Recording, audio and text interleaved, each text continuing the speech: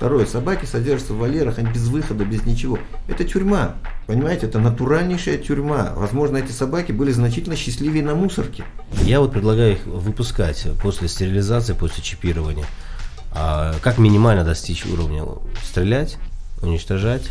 Ну, понимаете, что такое стрелять, да? Стрелять, это о том, о чем Скандар сказал, это неэтично и выглядит, конечно, это некрасиво. В контактном зоопарке детей нельзя научить милосердию. В контактном зоопарке детей можно научить только жестокому обращению с животным. Садизм. Это садизм, самый изощренный садизм. То, что вы сказали, соцсети, ну, они там тоже, я смотрю, между собой грызутся. Вроде эти занимаются созданием приюта, эти занимаются созданием приюта. Ребята, в чем проблема?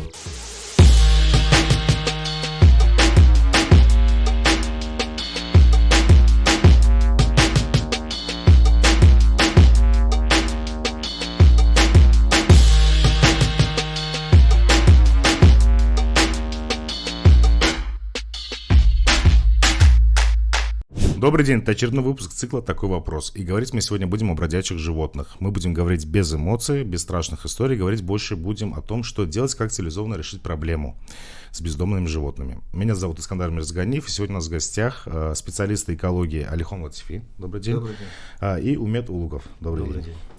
Буквально на днях появился пост в группе «Я Душа Бизнес 2». Мы случайно на него набрели, мы готовились к подкасту, и вдруг нам видим такой пост, где мужчина спрашивал, могут ли ему помочь со стаей бродячих собак.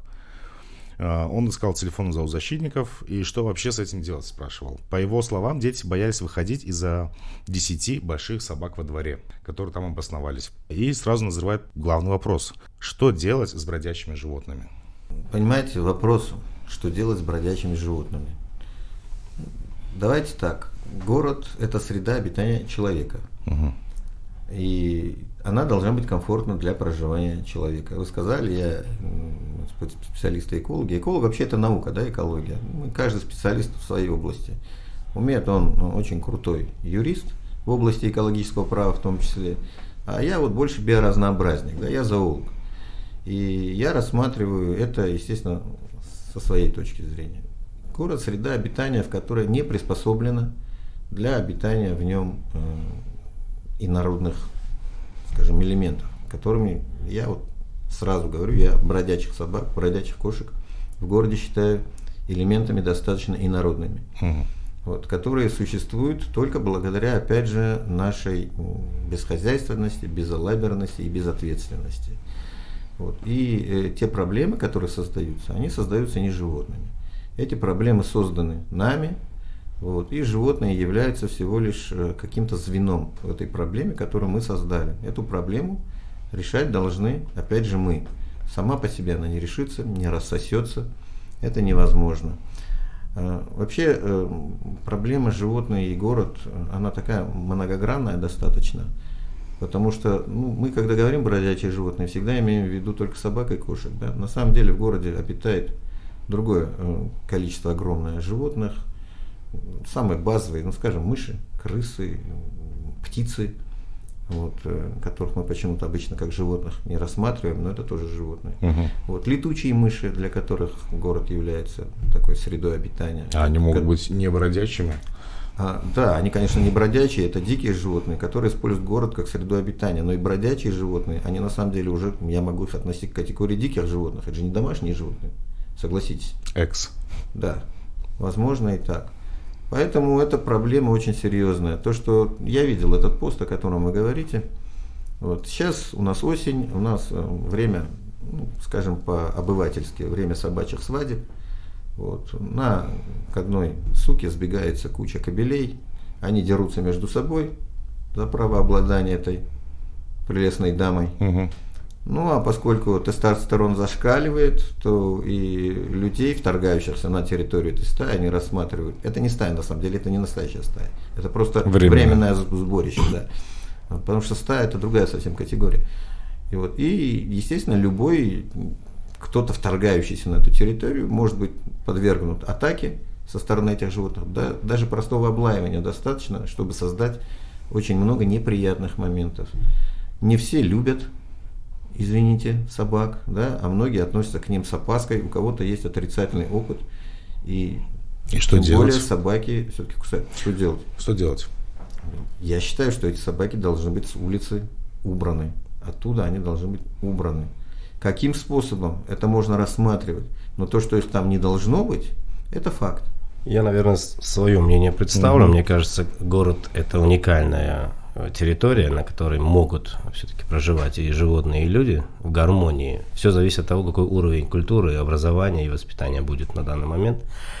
Мы видим, что, к сожалению, очень много фактов жестокого обращения не только со стороны граждан, но и муниципальных органов, которые позволяют себе и отстрелы животных, и избиения, и убийства фактически на глазах у малолетних детей. Это учит, очень важно подчеркнуть, жестокости. И в будущем, мне кажется, подрастающее поколение не будет расти уже как нормальные люди, они будут в сознании понимать, что это дозволено, что это разрешено, а раз это разрешено, значит, будет разрешено и другие грани, и они будут постоянно открываться. В чем я соглашусь с Алиханом Тахмановичем, город не должен представлять собой место для свободного обитания всех животных в таком виде, которое оно есть сейчас. Их надо отлавливать, естественно, гуманным способом. Вот, должны быть нормы, нормативы, которые должны позволять правильно, пошагово определять, как отлавливаются животные, куда они помещаются, что с ними делается и куда они дальше, какая у них дальнейшая судьба. Вот этот вопрос, он является самым дискуссионным сейчас на данный момент. Вот. И то, что сказал Алихан Тахманович, животные мы всегда делим на определенные виды. По юриспруденции, например, дикие животные – это относящиеся к животному миру. У них есть естественная свобода, и они находятся под защитой государства. Есть статья 13 Конституции в этом вопросе, и она определяет исключительную собственность государства на этих животных. А вот к безнадзорным животным мы будем относиться как к бесхозной вещи. В данном случае регулирует положение Гражданского кодекса Республики Таджикистан, поскольку животные относятся к элементу или предмету собственности граждан, на который распространяются все вопросы, связанные с обращением вещью. Ее можно продать, ее можно обменять, подарить и так далее. То есть все элементы. То же самое и по праву собственности. Чтобы мы понимали вообще, о чем идет речь, мы говорим, что у нас есть бродячие животные, очень много, и не только бездомные, ну, бывшие домашние. Мы можем назвать безнадзорные. Безнадзорные. Да. А сколько их вообще, статистика, сколько вообще в Душанбе в данном случае, в данный момент? Вот, давайте с этого и начнем. Да. Тогда, раз вы так повернули вопрос. Чтобы мы понимали о масштабах. У меня есть друг, замечательный ученый, Андрей Дмитриевич Поярков. Он работает в Институте эволюционной морфологии животных в городе Москва. Угу. И он является просто классиком, он изучал как раз состав и взаимоотношения стай безнадзорных собак в городе Москва. Вот, и тогда проводил какую-то статистику. Аналогичных работ по городу Душанбе не существует. Мы не знаем сегодня ни где стаи у нас локализуются, ни как они формируются, ни состав этих стай. То есть мы ничего об этом не знаем, потому что наши ученые этим вопросом не озадачены, не занимаются. Возможно, этим в какой-то степени занимаются органы охраны окружающей среды, районы. Возможно, я не в курсе. Уверен. Я не в курсе, не могу сейчас этого сказать. Вот. Но вот смотрите, откуда формируются эти животные. Любые животные, когда-то, вот собака, это все-таки домашнее животное, да, и были домашние. Да?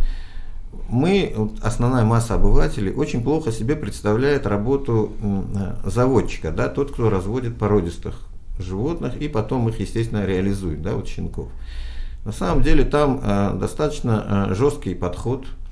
Там выбраковываются все некондиционные животные. Давайте будем говорить, выбраковываются, это уничтожаются. Еще на щенячьем уровне, когда подрастает и прочее, заводчик об этом не говорит и предпочитает не говорить. Но как Умет сказал, это его собственность, он может делать с ней все, что угодно. Вы знаете, я люблю цитировать господина Лаверака. Вот сегодня вспоминали мы с вами до записи фильм «Белый бим, черное ухо». Да? Он разводил как раз сеттеров. У него были прекрасные сеттеры, настолько прекрасные, что какое-то время английский сеттер так и назывался – Лаверак. Его спросили: господин Лаверак, почему у вас такие прекрасные собаки? Он ответил: я их много развожу и много вешаю. То есть он говорил о том, что выведение любых породистых животных основано на жестком отборе и на жесткой селекции. Вопрос, куда сегодня у нас если это ответственный заводчик, да, есть безответственный заводчик, он выращивает всех, за какие-то деньги на птички там продает этих животных, а люди покупают, но даже покупатели тоже не все люди ответственные. Кто-то этих животных содержит всю жизнь, кто-то поиграет и бросит. Мы видим без конца объявления: передам собачку в добрые руки, передам кошечку в добрые руки, да, берут в одни добрые руки, потом в другие добрые руки. И в конце концов это животное оказывается на улице. Большая часть этих животных, я скажу, она погибает почти сразу. То есть они попадают либо под колеса автомобиля, либо не могут найти себе пропитание, но какая-то часть выживает. Она выживает, она вливается вот в эти уличные стаи, находит себе там, видимо, какое-то место. Вот, и в определенный момент оно приступает к размножению, это животное. И начинает увеличивать армию вот этих бродячих, бездомных собак на улицах. То есть даже нету средних каких-то цифр по больнице? У нас средних цифр на сегодня нет. А как искать решение проблемы, если мы не знаем масштабы этой проблемы? Ну, соответственно, надо проводить какие-то определенные Просто действия, я вышел на улицу, увидел двух собак, на изучение проблема. этого вопроса. Без них, к сожалению, понять, что у нас есть, и чем мы обладаем, и с чем мы сейчас столкнулись, практически невозможно. Вот. Главный орган государственной власти, который на данный момент этим занимается, это органы жилищно-коммунального хозяйства. Вот. У них четких инструкций нет, подходов нет, протоколов нет, что с ними делать они не знают. Вот. Мы знаем, что огромное количество собак сейчас находится на городской свалке. Они просто-напросто убиваются и отвозятся на городскую свалку. Вот. Пока такой выход единственной борьбы мы предпочитаем использовать. Но еще раз отмечаю, и это очень важно, все связано с безответственностью граждан, которые заводят щенят, долго за ними не ухаживают, а потом их выбрасывают на улицу. Сейчас много среди собак породистых, как мы говорим, относительно породистых животных, которые остались без надзора со стороны хозяев. И вот здесь очень важно установление ответственности граждан.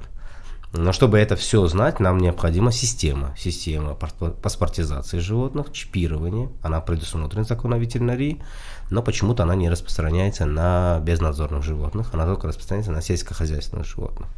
Вот. Умет, я должен возразить. На самом деле наши городские службы как раз озадачивались этим вопросом, да, или озадачивались, да, этим вопросом. Я помню, даже ходили по дворам, участковые, проверяли, если собаки были без паспортов, заставляли получать на этих собак паспорта. Другое дело, что у нас нет регистрации этих паспортов, так получается, вот момент, который, может, стоило рассмотреть. И вопрос чипирования, ну тогда это было, может, и актуально, но технически невозможно. Да, и на сегодня я не знаю, насколько технически наши службы городские вооружены, чтобы чипировать собак, находящихся во владении у граждан. Давайте так, вот для начала во владении у граждан. И если такая собака потом попадается безнадзорная, и по чипу мы можем определить хозяина, да, чтобы мы хозяину могли предъявить какие-то претензии. Но технически это же возможно. Современные технологии это позволяют. Это, конечно, поэтому возможно. Здесь очень важно, чтобы мы вводили эту систему. Почему бы и нет? Так ее надо вводить, никто не спорит. Здесь мы на одной стороне находимся. Тогда надо передавать ветнадзору или службам ветеринарного контроля и надзора большинство полномочий в этом вопросе. А сейчас нету определенного специального уполномоченного органа, который должен этим заниматься. Мы разговаривали с Комитетом по продовольственной безопасности, в их ведении сейчас находится ветнадзор. Они готовы полностью взять на себя ответственность по этому вопросу. Естественно, это потребует определенных бюджетных средств. Вот. И, естественно, этот вопрос в какой-то степени с мертвой точки сдвинется. Угу. Тогда возникает вопрос, откуда должны формироваться эти средства? Я считаю, что средства должны формироваться только за счет хозяев этих животных. Согласен. Держишь собаку, оплачиваешь полностью ее чипирование, Согласен. Оплачиваешь ветеринарный надзор. Скажем, ветеринары к тебе приходят раз в полгода, проверяют состояние твоей собаки за твой счет. Более того, предлагается усилить при ветнадзоре, создать специальные курсы обучения собственников, как обращаться с домашним животным.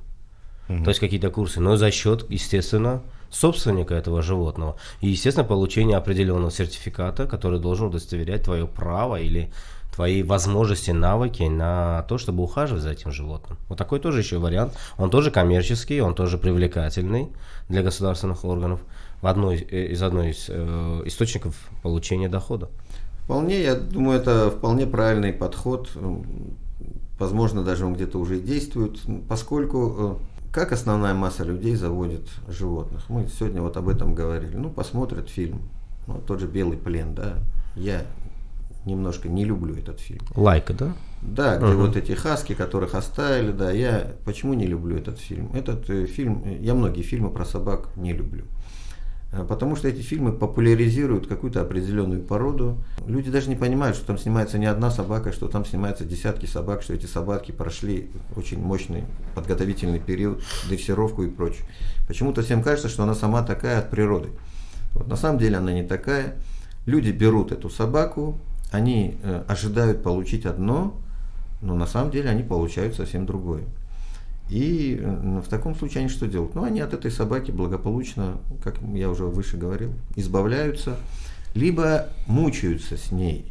Есть люди ответственные, которые продолжают мучиться с ней и при этом мучают эту саму собаку. Вот. Они мучаются вдвоем. Знаете, вот такие два одиночества, которые мучаются невозможностью жить вместе, но ответственность хозяина не позволяет избавиться от этой собаки. И вот здесь роль кинологических служб очень важна, потому что кинологи – это профессионалы, которые работают с собаками над ее поведением, над воспитанием, и если помочь собственникам в какой-то степени работать с животным, я думаю, это будет позитивный результат для всех. Лично у меня подход к собакам несколько утилитарный. Да? Я собачник, я всю жизнь занимался собаками. Я сторонник наличия только рабочих собак. Собака должна быть для чего-то. Собака должна быть для охраны пастьбы овец, предположим, да. Собака должна быть для охраны территорий. Собака должна быть для того, чтобы использовать ее на охоте. Собака должна для того, чтобы нарты тащить, да, эти сани, да.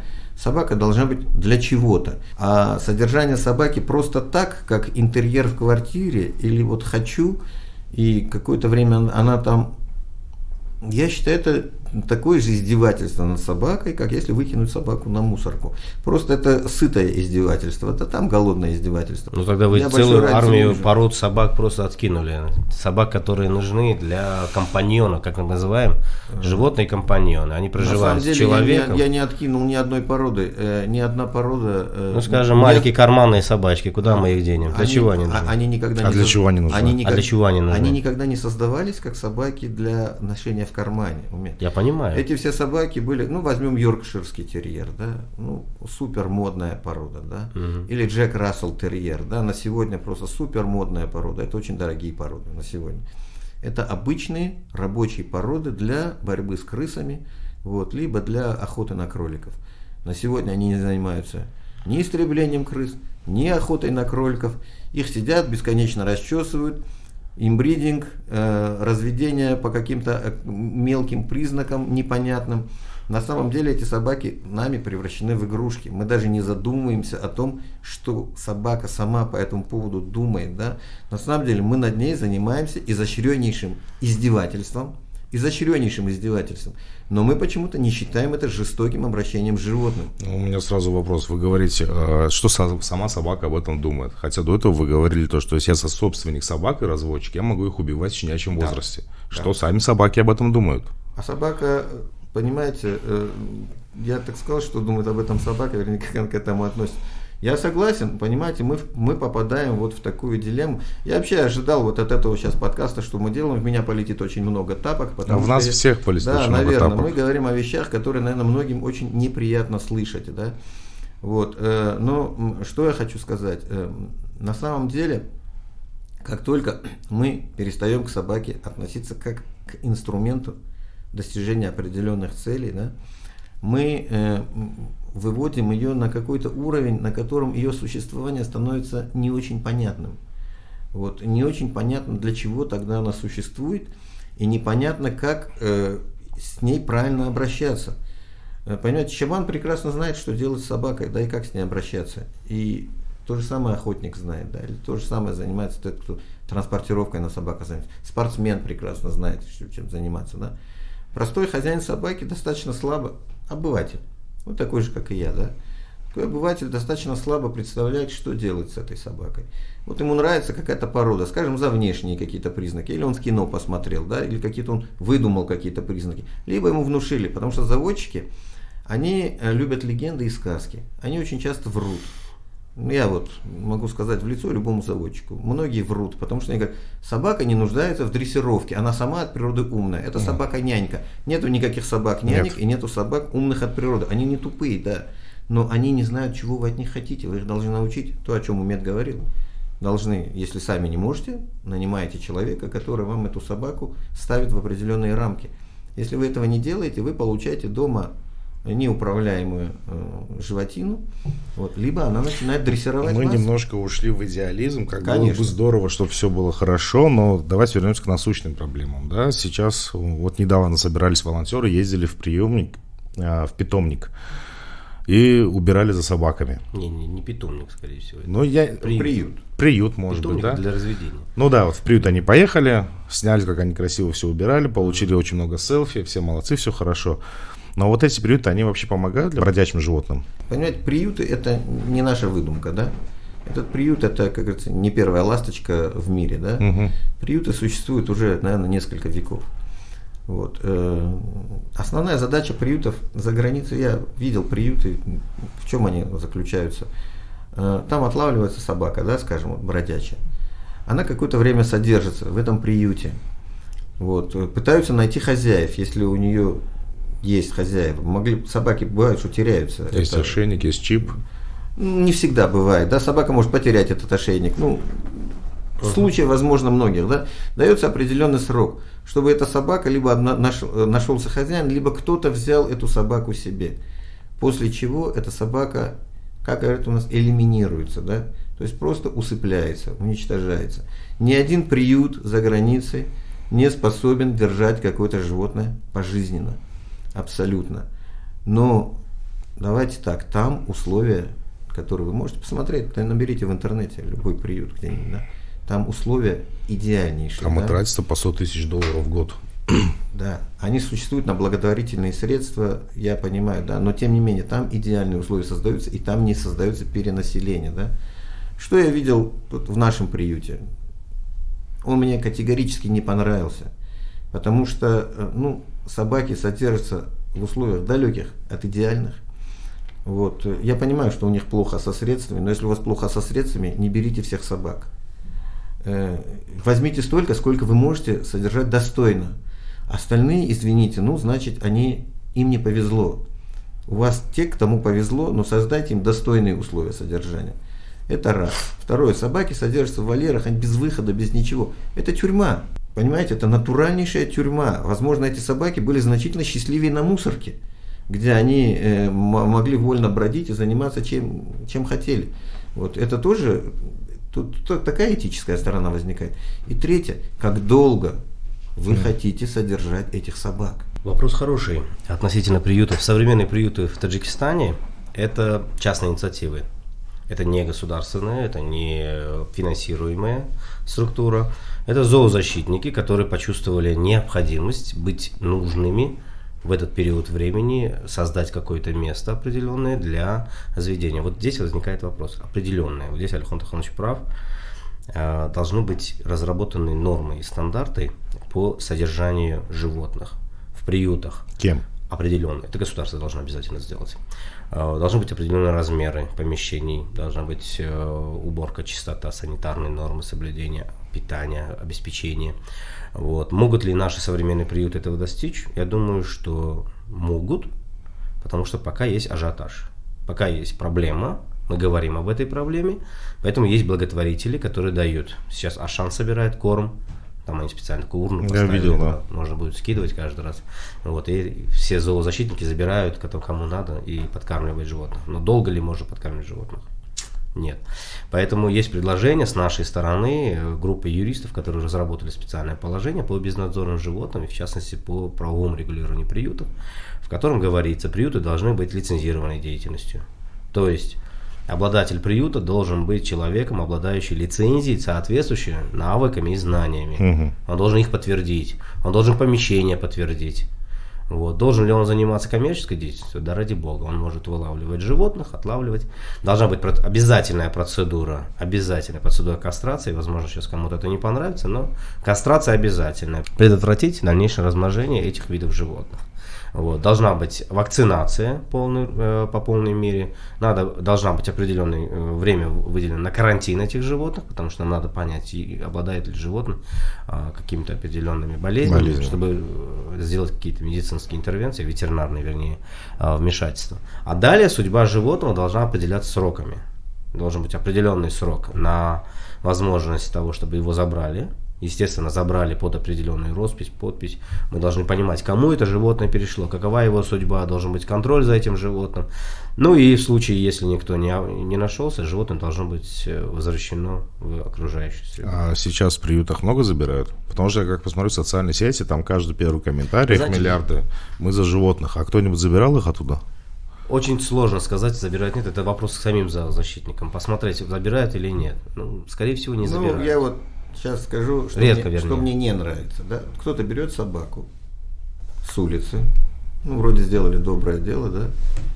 Вот. Но тут же говорят, мы не можем ее держать, возьмите кто-нибудь. Тогда просто не берите ее. Почему вы не хотите себе проблему, а тогда зачем вы ее взяли? И зачем вы создаете проблему кому-то, да? Пытаетесь это животное перенавязать. Хорошо, а если у вас ее никто не взял? А вы прям пишете, да, я не могу, у вас никто не взял. Какая его дальнейшая судьба? Мы же не в курсе. Куда оно девается? Никто этого не отслеживает. Я считаю, Умет совершенно прав. Берете животное из приюта, вот вы должны расписаться за него. То есть вы на него берете все права собственника. Абсолютно. Со всеми вытекающими отсюда последствиями. Куда деваются животные из приюта? Они же не все время там. Невозможно же все больше и больше запихивать их туда. Ну, сейчас ничего. Сейчас практически ситуация такая, патовая. И животное выпустить невозможно, и, к сожалению, кому-то передать невозможно. Поэтому приходится держать до определенного периода, пока не будет чрезмерное захламление этих животных в этом приюте. А что потом? А потом не знаю. Потом сложно сказать, что будет. Но, скорее всего, надо их стерилизовать, вакцинировать и выпускать. Умет, здесь немножко другая проблема. В Москве проводилась эта программа, я знаю, в других городах проводится, когда животное отлавливается, стерилизуется, чипируется и выпускается там, откуда его взяли. Потому что животное привыкло именно к этому участку территории, да, она оценивает его как свой.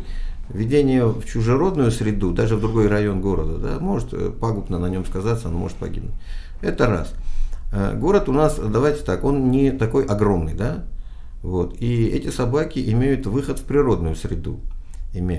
Сразу же собаки становятся очень большой проблемой для животных, живущих вокруг города. Для диких животных, о которых мы уже говорили, которые являются собственностью государства и под охраной государства. Об этом в свое время еще Василий Михайлович Песков писал, что в советское время. Замечательный он материал писал о бродячих собаках, которые живут при подмосковных лесах и просто гребенкой вычесывают все, что там можно вычесать. Один момент. Второй момент. Если волка много, то волк начинает вычесывать этих собак. То есть он просто делает из них свою кормовую базу, и уже мы получаем размножение волков в непосредственной близости от города. Оно нам тоже вроде как не надо. То есть проблемы, которые, я говорю, это очень большие проблемы. Мы сейчас с тобой говорим на простом обывательском уровне, да? Но на самом деле без привлечения ученых, без серьезного обследования того, что происходит у нас в городе и за городом с бродячими животными, то вопрос полного своего решения не найдет. Вот, хотя возможно, что полного своего решения он никогда не найдет. Но мы же знаем, что есть города в других странах, которые именно так и поступают. Они выпускают животных, и все, гармония есть. Человек, животные фактически живут без каких-либо проблем. Ну, в Турции это так. Ну, я, например, это видел в Истамбуле, да, могу сказать. Очень важная работа – это работа с населением, над изменением сознания, формированием сознания. Если так взять, то человек – это существо, которое вытесняет. То есть наш менталитет не готов к этому? Я думаю, что очень сложно будет. Но надо работать. Я не согласен с понятием менталитет. Любой менталитет формируется на основании законодательной базы и закона применения. Да? Вот, оно должно еще применяться. Вот, благодаря чему вообще возможно существование вот этих животных, скажем, у нас в городе. Да? То, что у нас, при всем том, что у нас намного улучшилась уборка мусора, тем не менее мусор есть, вот, выбрасывают много, и собаки, и кошки живут на этих мусорках. Я вот часто слышу, вот кошки борются с крысами, да, которые на мусорках живут. Не борются они с крысами. Вот. На одной мусорке сидят, эти крысы питаются, и кошки питаются, тут же они предпочитают. Ловить крысу вещь опасная, вот. А кошки тоже, они не глупые. Если есть корм, который можно добыть без борьбы, она не будет бороться. В принципе, как любое животное, это нормально. Вот. Если хищника есть возможность, вы будете все время кормить, он не будет вести себя как хищник. Даже кошка то же самое. И этот вопрос тоже, имеет отношение к тому, что мы выбрасываем на эти мусорки, вот, создаем мы вот эту кормовую базу, либо не создаем. Вот. Но это вопрос, который тоже, опять же, сложнорешаемый. Вот. Но в моем понимании, что все-таки бродячих собак по городу должно быть минимально. Я уже говорил, что, во-первых, часть из них кусается. Давайте будем откровенны. Да? Когда мы говорим, что собаки сами не нападут, не укусят, это неправда. Да. Вот. Собаки нападают, тем более, если в ночное время. Да? Собака, где живет, она рассматривает это как свою территорию. Она ее охраняет. Вот. Сама для себя. Вот. И если она на кого-то нападет и кого-то укусит, вопрос, кто за это отвечает? Вот в той же Москве бродячие собаки, они считаются муниципальной собственностью. У них есть собственник. У этих собак на улицах, которые прочипированы, кастрированы, все, они в реестре, у них есть собственник муниципальный. И если вас покусали эти собаки, вы можете подать в суд на собственника. На кого вы можете подать здесь у нас, если собаки покусали? Хороший вопрос. Все-таки, а что делать тогда с собаками? Я вот предлагаю их выпускать после стерилизации, после чипирования. А как минимально достичь уровня? Стрелять, уничтожать? Ну, понимаете, что такое стрелять? Да? Стрелять, это о том, о чем Скандар сказал, это неэтично и выглядит, конечно, это некрасиво. На самом деле, вопрос, а как отлавливать? А вы не думали, как отлавливать этих собак? Сетями? Это все сегодня, вчерашний день. Да, на самом деле существуют все-таки вот эти шприцы, которыми можно стрелять, усыплять. Дротики. Да, дротиками вот этими можно усыплять и проводить потом все эти мероприятия. Все равно вы делаете это с собакой в состоянии наркоза, да? Вот. Провести потом все эти мероприятия с ней, вакцинировать. Но вы не забывайте, что некоторые вакцины надо делать ежегодно. То же самое бешенство, одним разом вы не обойдетесь, да? Вы каждый год должны ловить эту собаку, которая у вас должна быть в реестре, и вы должны ее вакцинировать каждый год. С чем я с вами соглашусь? Сокращать количество поголовья домашних или безнадзорных животных абсолютно надо. Но надо это делать грамотно, мне кажется. Для этого должна быть целая политика государства и финансирование государства в этом вопросе. Без государственного вмешательства решение вопроса не найдет. То, что делают сейчас зоозащитники, это минимально, это капля в море, и, на мой взгляд, не все идет так, как необходимо, так, как должно быть. Поэтому, если ветнадзор или там органы государственной власти в этом вопросе не внесут свой вклад и не будет определенного финансирования, решение вопроса не найдется. Тогда, Умет, я вот задам встречный вопрос. А какие источники финансирования вы для этого видите? Хорошо, мы сказали, что часть финансирования за счет хозяев собак, да, хозяев животных. Первое. А остальное? Второе, коммерциализация этой деятельности. Очень просто можно коммерциализировать деятельность любых питомников, гостиниц, перебежек. То есть там, где собака просто передерживается определенное время, за счет чего поступает налоговое поступление. Часть налоговых поступлений можно уже сейчас предусмотреть в качестве поддержки или решения данного вопроса. В любом случае, надо думать о коммерческой привлекательности этого вопроса. Если мы найдем экономический механизм, мы сможем найти решение вопроса. Ну, смотрите, надо же с чего-то начинать. Мы не можем сейчас резко сказать, все, теперь мы платим налоги за всех животных. Нет, не надо. Сейчас есть определенное неизвестное нам количество собак, вообще бездомных животных. И вот мы до подкаста с Келлихоном говорили о Нидерландах, о Голландии. То есть единственная страна, где нет бродячих животных. Но чем это было достигнуто? То есть первый этап – это истребление этих всех животных, для того, чтобы потом начать все делать правильно. Сейчас там нет бездомных животных, потому что огромный налог на животного. Нельзя бросить, нельзя побить животное. Хозяеву не всем разрешают заводить животное, и поголовная кастрация всех животных. Как мы сейчас можем поступить здесь? Мы же не можем сказать, теперь, ребята, мы все ответственны за всех животных. Ну, Скандар, вы начали, сначала были уничтожены все бродячие животные. Это куда? Вот в противоречие с теми же словами, которые вы говорили, да. Вот, чтобы был порядок, надо начинать с порядка. Нельзя начать порядок в беспорядке. Вот. И что-то вы должны тогда к чему-то прийти. Я вам сразу скажу, я являюсь откровенным противником наличия бродячих собак в природной среде. Я это не приемлю абсолютно. Вот. И я не являюсь большим сторонником наличия бродячих собак в городе. Я вообще не сторонник, чтобы в городе выходили бродячие собаки. Чипированные, не чипированные. Я сам собачник, да, но я противник того, чтобы по городу ходили бродячие собаки. Вот. Мы же сами источник формирования этих бродячих собак. Так есть. Значит, мы должны пресечь эти источники. Идея кастрировать всех собак, которые находятся у вас дома, ну, я не считаю, что это совсем хорошая уже идея, да. А как тогда вы будете разводить, да, тех собак, у которых есть нужда? Ну, скажем, тех же породистых, да, на которых есть какой-то спрос и все. Этим не могут только питомники заниматься. На самом деле заводчиком может быть человек, даже который имеет одну собаку. Понимаете, он спаривает ее, получает щенков, продает. А на основании чего вы ему это запретите? Вы не запретите ему этого. Вот. Другое дело, у нас и законодательства нет, чтобы собаки были в обязательном порядке кастрированы, да, которые нет, пока нет. Пока нет. Вот. И вопрос этот опять, мы возвращаемся к ответственности. А ответственность может быть только через деньги достигнута. На самом деле, только через штрафные санкции. Бить кошельком. И плюс, да, а как иначе? Хочешь собаку – плати. Это очень хорошая концепция, и она выстраивается. А на самом деле вопрос очень сложный. Клубок такой, знаете, запутанный. Чтобы найти выход, нам надо долго искать. Если мы найдем конец, с которого мы начнем. Я как юрист, конечно, склонен к решению вопросов, многих вопросов с юридической точки зрения. Вот. Но если мы найдем этот конец, мы начнем работать в правильном направлении. Даже если общество скажет, что да, мы готовы к тому, чтобы убрать полностью с улиц безнадзорных животных. Вот. И если это будет решением общим консолидированным, пожалуйста, это должно быть принято обществом, и в дальнейшем должны быть разработаны механизмы. А механизмы должны быть очень четкие и понятные для всех. Они не должны быть пространственные. Вот, говоря о многоквартирных домах, вот вы живете дома, и вам ночью не дают спать лай собак, допустим. Кто установил, сколько количество животных может быть в этой квартире? Некоторые содержат их стаями там.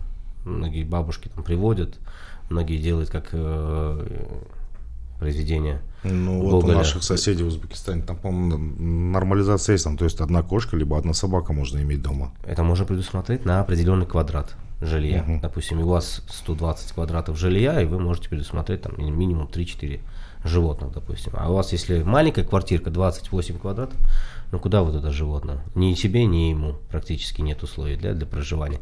Поэтому надо думать вот в этот вопрос, он очень важен с точки зрения подключения всех заинтересованных сторон, это и зоозащитников, и граждан, потому что мы должны, на мой взгляд, подходить к этому вопросу рационально, не только с точки зрения эмоций, которые зашкаливают, там, вот собачку убили, ой, как страшно, да, собачку убили страшно, но страшнее всего, когда этих собачек просто-напросто выбрасывают, и никто об этом даже и не знает. Поэтому нужно предотвратить первое появление собак на улице и установление более жестких ответственностей. Сейчас действует всего лишь одна норма административного кодекса Республики Таджикистан, 277, если я не ошибаюсь, которая предусматривает всего наказание от 3 до 5. Это 60 сейчас самони, да, насколько я помню. Единицы, максимум 300 сомон. Хорошо, я откупился 300 самони за свое административное нарушение. Что я сделал? Я убил эту собаку. Я просто-напросто убил. Я вытащил ее и с 5-го этажа выбросил. А как заводится такое дело? На основании чего? На основании заявления. Заявление поступает человека, который считает, что, например, допустим, хозяин собаки выбросил, сосед увидел, написал заявление.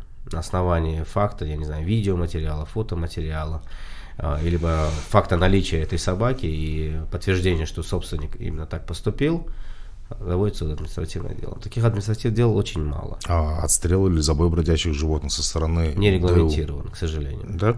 Не регламентирован. Нету четкой инструкции, они все опираются на приказ мэра города, который действует по отлову собак. А вот какая мера отлова, она не предусмотрена. В основном это удавки, в основном это, если собака представляет угрозу, по мнению граждан, это отстрел принудительный. Вот. Я даже видел забой мачете, то есть такие вот большие тесаки, Вот. Собака, правда, знаете, она имеет собственника. Собаки позволяют иногда выбегать на двор, где дети с ней играются. И вот и при моем участии граждане, которые принимают активное участие в отлове собак, бьют ее по спине. Так называемые док-хантеры. И убивают ее. Я тебя должен все-таки перебить. Что значит хозяин выпустил собаку побегать во дворе? Это полная безответственность. Раз ты являешься хозяином собаки, собака должна быть постоянно под твоим контролем. Вот я тоже держал собак, да, на улице. Я тоже достаточно безответственный был. Я гулял... Нет, можно я договорю? Я гулял с собаками без намордника, но на поводках. Понимаешь, я должен контролировать эту собаку. Если я с ней вышел, даже если она с детьми играет, это все должно быть при мне. Так не должно быть, что я открыл дверь, выпустил собаку во двор, пусть она там побегает. А теперь вопрос, где это прописано? Нигде. По крайней мере, это должна быть этика самого хозяина собаки. Я отвечаю за эту собаку. Вот я отвечаю за эту собаку. И если она может покусать не только детей, она может сцепиться с чужой собакой, которая является тоже чьей-то собственностью, да? Это все равно собака, но в любой момент может укусить, хочешь, не хочешь. Абсолютно. Я не могу доверять своей собаке настолько, чтобы просто безнадзорно ее оставить. Никакой собаке я не могу доверять. Я не могу доверить собаке ребенка. Многие говорят, собака-нянька, мы о чем говорили, да? Я не могу этого сделать. Я считаю, что это неправильно. И если у тебя собака бегает на улице без ошейника, без твоего надзора, это считается безнадзорная собака. И в таком случае... А вот где это прописано теперь? Где это прописано? Нигде. Вот поэтому здесь мы работаем над тем, чтобы создать нормативы именно на уровне правительства Республики Таджикистан. Мы их представили 10 декабря на суд общественности. Вскоре мы ее передадим в Комитет по продовольственной безопасности, поскольку они будут авторами этих нормативно-правовых актов, они еще раз посмотрят. И вот здесь прописывается ответственность собственника по выгулу собак на ошейнике, на коротком поводке, на длинном поводке, в зависимости от того, какие есть условия для выгула. Плюс возможность создания специальных территорий, которые будут созданы непосредственно для выгула. Хотя таких территорий у нас в Душанбе будет крайне-крайне, вообще практически не будет, поэтому меры безопасности, предосторожности по выгулу собак должны быть определенные, то есть собственник должен. Плюс уход, санитарные нормы, правила ухода за животными. Вот. И вот здесь уже наступает ответственность. Если я отпустил собаку в свободное плавание, побегай во дворе, тогда, конечно, я лишаюсь и права, и сразу наступают меры ответственности, которые должны быть предусмотрены вплоть до уголовных. Если собака вот покусает. Естественно, потому что собака является собственностью, и она является источником повышенной опасности. Петиция, которую подписывался этим летом, вот был такой один из пунктов: определение органа государственной власти по исполнению и контролю в области обращения с домашними животными. То есть вы предлагаете вот то, что вы озвучили. Я считаю, что это очень важная функция, надо передавать ветеринарам полностью. Полностью и ветеринарам. Плюс, вы знаете, у нас служба ветеринарии, она очень сильно заточена на сельскохозяйственных животных. Даже в районах, посмотрите, они работают с коровами, баранами, овцами, но никак не работают с домашними питомцами, животными. Они очень редко с ними работают, потому что граждане редко обращаются за их помощью. А вот если законодательно обязать граждан обращаться и передать часть ветеринарной службе полномочий по той же паспортизации, по тому же ведению учета, это было бы, конечно, правильным подходом, на мой взгляд. Возможно, есть другие мнения. Я вот уже сказал, что паспортизацию у нас пытались ввести, и, в принципе, она требуется. Если я куда-то животное отправляю, ту же собаку, да, я не могу ее без паспорта отправить. Абсолютно. Вот, я иду, получаю этот паспорт, там ставятся ветеринарные отметки, все. У нас паспорт еще советского времени, он шикарно разработанный. Это шикарный документ, я не знаю, если вот ты у меня держал его в руках. Если не держал, я тебе советую просто взять его, полистать, посмотреть. Там и фотография животного ставится, имя владельца там и отмечать, там все. Там есть все отметки. Там все, да. Когда делались прививки, все это есть, животное, все это там, все в этом паспорте есть. И когда я отправляю собаку, я на основании того паспорта своей собаки получаю ветеринарную справку, я ее перевожу. Вот. А другое дело, вот сейчас, когда у нас, я сказал, нет регистрации этих паспортов. Учет. Да, учета. Наши с тобой паспорта зарегистрированы. Эти паспорта нигде не регистрируются. Вот надо обязать делать электронный учет этих паспортов, поскольку сейчас электронная система развита, и сделать эту базу и представляется сложным процессом. То есть, получается, здесь паспорта воздушные? Ну, они не воздушные, они не воздушные, нет. Если он нигде не фиксируется. Нет, когда к вам придет проверяющий, вы покажете, предъявите ему этот паспорт, все-таки у вас есть паспорт, понимаете? Паспорт есть, но он нигде не учтен. То есть... Это другое дело. Вот смотрите, по паспорту можно идентифицировать, что вы собственник этого животного. Но если собака где-нибудь потеряется, допустим, и вы предъявите паспорт, и вас проверит в онлайн-базе данных, что вы действительно собственник, это было бы намного проще. Ну вот я говорю, этой базы сейчас нету, а этой паспорт базы я могу нет, сам себе конечно. нарисовать. Надо создавать. Надо создавать сегодня, как Умет сказал, электронные возможности, элементарные, это не ограничено. Даже не 20 лет назад. В этой петиции также было предложение о введении в систему образования основных дополнительных инструментов воспитания в духе милосердия и доброты. То есть это тоже может решить проблему с отношением людей к животным. Разрешите, Александр Иванович, у нас есть учебник 8 класса, называется «Экология». Я его читал. Сплошная биология, география или что-то в этом роде, но никак не экология. Что такое экология?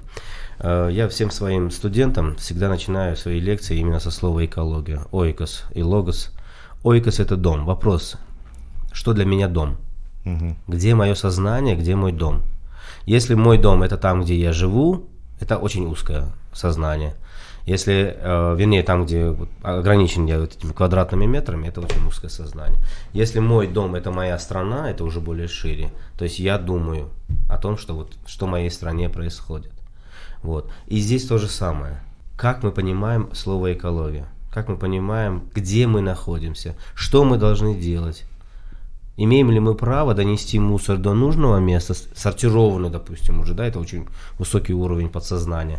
Когда мы его отсортировали, но мы точно знаем, что после моей отсортировки оно никуда не пойдет. Поэтому все действия должны быть двусторонними. Если мы, граждан, учим детей в данном случае милосердию, то мы должны это милосердие показывать на улице. Понимаете, да? Да. Поэтому предмет экологии, он должен меняться с точки зрения изменения сознания и поведения в окружающей среде. Вы вопросы милосердия затронули, да? Все-таки милосердие, что есть само, так в том случае, милосердие, да, и до какой степени и где оно должно быть. Не может отношение человека к человеку и к животным быть одинаковым. Когда мы говорим милосердие, давайте так, милосердие это все-таки, я считаю, это по отношению к людям. Вот. По отношению к животным наши действия должны быть, скажем так, более выверенные, да? Вот, не эмоциональные. Они могут быть эмоциональные, да, но, наверное, до определенной степени.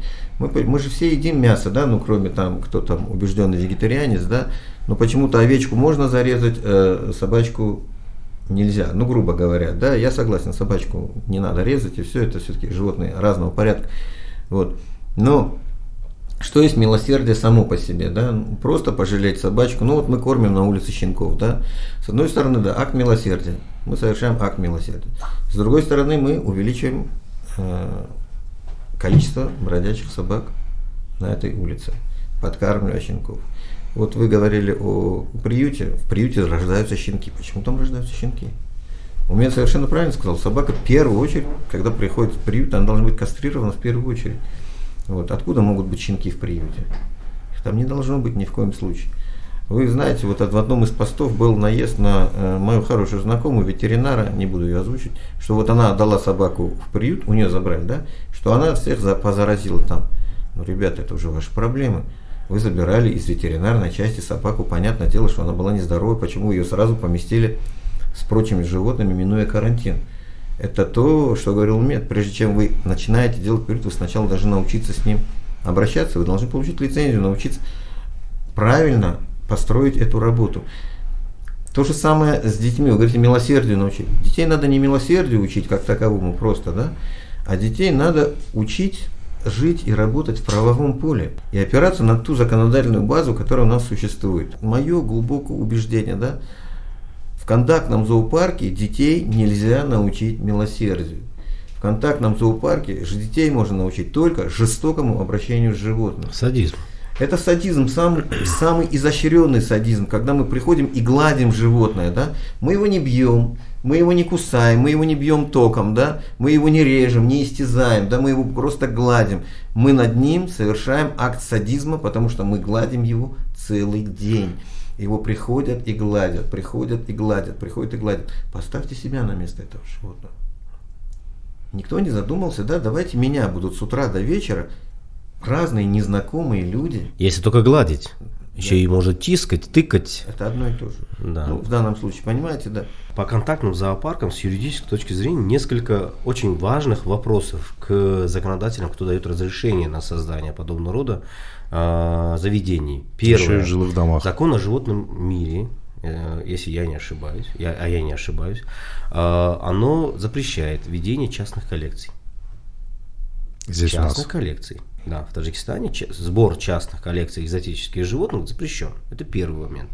А зоопарк — это чья-то собственность получается. Да? Условно говоря, предприниматель Н, он обладает частным зоопарком, он откуда-то собрал этих животных. Это его собственность. Вопрос, нарушает ли он законодательство? Да. Второе, как он завез этих животных в Таджикистан? Вопрос. У нас действует конвенция СИТЕС, на основе которой необходимо получение специального разрешения на то, чтобы ввести это животное. Возможно, он контактирует с государственным зоопарком. Возможно, не знаю. Но здесь надо будет смотреть взаимосвязи, каким образом животное влетело, въехало, приехало, приползло в эту страну, и каким образом оно оказалось в частных руках. Есть ли соглашение, есть ли договора, есть ли документация. Вообще для компетентных органов это какой-то определенный, я бы сказал, мысль для размышления. А вы в самом начале говорили про животных-компаньонов. Да. То есть в законе было домашних животных на две большие категории были разделены. Доходоприносящие и животные-компаньоны. Кто к какой категории сейчас относится? Доходоприносящими мы обозначали животные, которые больше относятся, сейчас уже более другой терминологией вводится, сельскохозяйственные животные. Вот. Это те, которые могут принести в какой-то степени коммерческую прибыль за счет шкуры, за счет шерсти, за счет мяса, молока и так далее, так далее. То есть человек их содержит для того, чтобы они приносили доход. В отношении домашних животных, домашних компаньонов, в данном случае собак, одна единственная категория может рассматриваться как доходоприносящая. Это когда мы разводим собак для дальнейшей их продажи. Вот. А то, о чем говорил Алихон Тахонович, это разведение неких породистых видов животных, собак, хомячков, я не знаю, кошечек и так далее, для дальнейшей продажи. Ну, так получается, любое животное может быть доходоприносящее. Любое животное может быть доходоприносящее. Поэтому мы сейчас отходим от этой терминологии. Вот. Мы называем домашними животными компаньонами те, которые проживают непосредственно с человеком на одной жилой площади. А сельскохозяйственными животными обозначаем животные, которые предназначены в сельском хозяйстве. То есть их компактное проживание в городе с человеком ограничено, запрещено. И в заключение хотелось поговорить о компании. То есть мы готовились к подкасту, мы проводили ресерч. Я в целом изучал, да, вот со своей колокольни, с точки зрения рекламы, маркетинга. И вот достаточно ли компания по защите животных только в соцсетях? Потому что я наблюдал ее в основном в социальных сетях и в основном на русском языке. Ну, это вот Facebook, это, грубо говоря, сидит вот центр города, Первое кольцо. Или все-таки лучше через государственное телевидение на таджикском языке доносить информацию?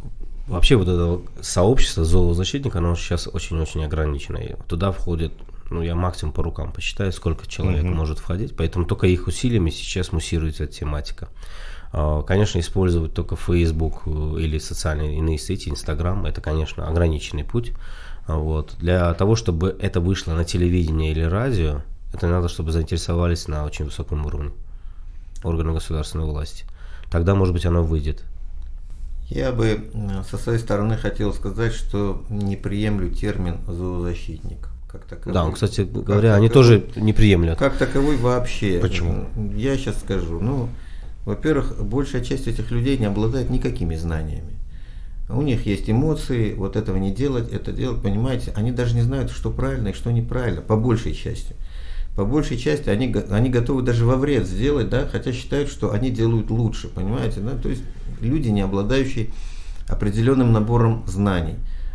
Это раз. То, что вы сказали, соцсети, они там тоже, я смотрю, между собой грызутся. Вроде эти занимаются созданием приюта, эти занимаются созданием приюта. Ребята, В чем проблема? Вы вроде занимаетесь одним делом, нет почему-то зашкаливающая ненависть по отношению к друг другу. Вы делаете не так, вы делаете неправильно. Мы сейчас вас порвем на британский флаг. Я этого тоже не понимаю. Если вы делаете одно дело, вы хотите делать одно дело, да, вы уж как-то найдите точки соприкосновения. Я понимаю, что есть точки противоречия, но найдите где-то, где вы соприкасаетесь. Что касается государственных органов, я думаю, Умеджон здесь прекрасно сказал, все должно через законодательную базу. Вы что-то хотите пропагандировать? Ну, пропагандировать зоозащитничество через государственную базу, я считаю, это неправильно. Государственная база, государство должно создать законодательную базу, чем вот сейчас Умеда занимается. Другое дело, те, кто желает потом этим заниматься, да, пожалуйста, а пригласить телевидение, чтобы оно вас сняло, показало и прорекламировало на телевидении, даже не прорекламировало, а просто рассказало. Я думаю, это уже вопрос коммерческой стороны. Коммерческой стороны, даже не коммерческой. Нет, даже не коммерческой. Какие-то новостные каналы вполне могут заинтересоваться и вас в новостях показать. Это не обязательно коммерческая часть, да? Но это не дело государства бегать за вами, уговаривать. Если сегодня государство покажет эти наши на сегодня существующие приюты, да, они у меня кроме отрицательных эмоций ничего не вызовут. Это не в укор людям, да, которые этим занимаются, а в тем, что они ограничены сами по себе по возможностям, вот, и они все-таки пытаются делать больше, чем у них есть возможности. А это, вернемся к началу, я сказал, сделайте, вот умеешь считать до 10, досчитай до 8, остановись на 8. Оставь себе какой-то люфт. Создай хорошие условия, пусть не шикарные, но приемлемые условия для 5 животных, да? Вот. Но для вот этих 5 ты создай реальные же условия. Я считаю, это будет правильно. Я бы хотел все-таки встать на защиту этих людей, как бы они ни назвали, зоозащитники, люди, которые переживают или там борются за права животных. Мне тоже пришлось каким-то образом встать в этот строй, хотя, по идее, я не являюсь человеком, который в этом вопросе считаю себя профессионалом. Я в других вопросах, да, в сфере опасных отходов, да, могу многое рассказать, многое вам тут сообщить, но в сфере зоозащиты мне пришлось встать, потому что юристов, экологов в Таджикистане крайне мало. Мало кто идет в эту сферу. Вот. И то, что эти люди сейчас что-то делают, да, неправильно. Некоторые моменты действительно неправильно делают. Но они учатся. Таким образом, мы и учились в 90-х годах, что такое общественные организации, что такое экология, что такое защита, что такое конвенции, как их имплементировать и так далее. Кто-то каким-то образом учится. Учиться на ошибках, может быть. Изучать опыт международный, применять опыт международный, делать аналогию закона, внедрять ее в Таджикистан, вот это моя сфера. И я считаю, что вот здесь мы с Алиханом Ахмадовичем абсолютно согласны будем. Пока у нас не будет четкой юридической базы, в котором не будут прописаны все элементы, детали от А до Я, делать что-то, приступать к чему-то, к сожалению, будет невозможно. В случае, если примут постановление правительства Республики Таджикистан, те, которые мы сейчас предлагаем, большинство работ будет возложено на органы МВД. Почему? Потому что через участковых, абсолютно верно. Это проведение учета количества животных, обязательная паспортизация, то есть собственникам будет сделано предписание определенный период времени обратиться туда-то, туда-то, сделать паспортизацию, сделать вакцинацию, показать то, чтобы у вас это все в учете базы данных было. Вы не боитесь того, что сразу появится еще больше животных на улице? Ожидаем. Что их просто всех выкинут. Да, и ожидаем. И это скорее всего будет. Вот, но при этом надо будет сразу делать органам участковым, делать сразу на месте учет свой. Первичный, превентивный учет по количеству животных. И если у человека исчезает животное, он должен сказать, где оно. То есть оно должно сразу подтвердить, где находится это животное. Мы должны вдохнуть жизнь в домашних животных. То есть дать им определенные какие-то права и защитить их. Но с точки зрения, опять же, рационализма, не фанатизма. Спасибо вам большое за беседу. Вам спасибо. До свидания. До свидания.